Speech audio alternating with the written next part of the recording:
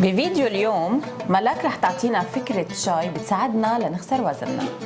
بمي مغلية بدنا نحط كمون. الكمون هو كتير منيح انه بيساعد على الهضم، يعني بيساعد بعملية الهضم، بخفف النفخة وايضا بيزيد حرق الجسم.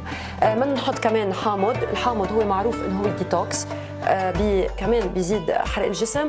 الزنجبيل اكيد كلكم بتعرفوا اهميه الزنجبيل انه بيزيد كمان حرق الجسم، وهو عباره عن مضاد للالتهابات، فكمان هذا الشيء بيساعد انه نحرق دهون اكثر.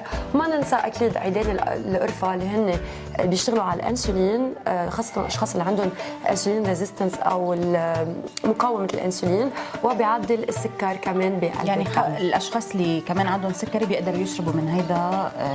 طب تمام اكيد لانه الدعم كثير مفيد. بتتركوه شوي لا ياخذوا يعني تقريبا 5 دقائق 10 دقائق ليتفاعلوا، وبتشربوا بالليل بالسهره فنجان. هيدي الخلطة بتساعدكم لخسارة الوزن خلال شهر رمضان. جربوها واعطوني رأيكم. رمضان كريم.